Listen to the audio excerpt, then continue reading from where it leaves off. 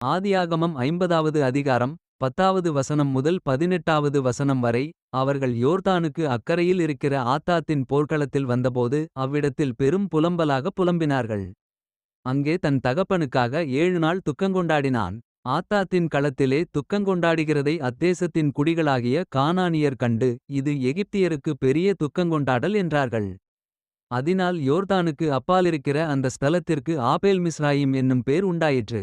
யாக்கோபின் குமாரர் தங்களுக்கு கட்டளையிட்டிருந்தபடியே அவனை கானான் தேசத்துக்கு கொண்டுபோய் ஆபிரகாம் மம்ரேக்கு எதிரே இருக்கிற மக்பேலா என்னும் நிலத்திலே தனக்குச் சொந்த கல்லறை பூமியாக ஏத்தியனாகிய எப்பரோனிடத்தில் வாங்கின நிலத்தில் உள்ள குகையிலே அவனை அடக்கம் பண்ணினார்கள்.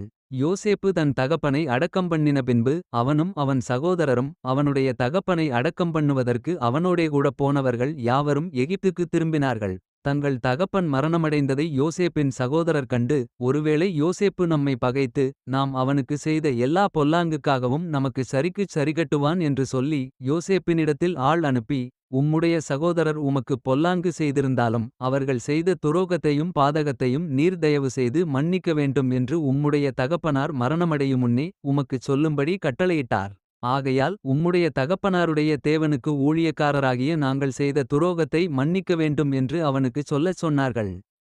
அவர்கள் அதை யோசேப்புக்கு சொன்னபோது அவன் அழுதான்.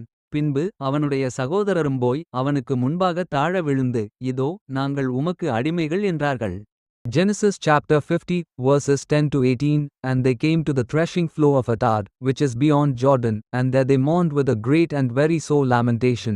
And he made a mourning for his father 7 days. And when the inhabitants of the land, the Canaanites, saw the mourning in the floor of Atad, they said, This is a grievous mourning to the Egyptians. Wherefore the name of it was called Abel-Mizraim, which is beyond Jordan. And his sons did unto him according as he commanded them. For his sons carried him into the land of Canaan, and buried him in the cave of the field of Machpel, which Abraham bought with the field for a possession of a burying place of Ephron the Hittite, before Mamre. And Joseph returned into Egypt, he, and his brethren, and all that went up with him to bury his father, after he had buried his father. And when Joseph's brethren saw that their father was dead, they said, Joseph will peradventure hate us, and will certainly requite us all the evil which we did unto him. And they sent a messenger unto Joseph, saying, Thy father did command before he died, saying, So shall ye say unto Joseph, Forgive, I pray thee now, the trespass of thy brethren, and their sin, for they did unto thee evil. And now, we pray thee, forgive the trespass of the servants of the God of thy father. And Joseph wept when they spake unto him. And his brethren also went and fell down before his face. And they said, Behold, we be thy servants.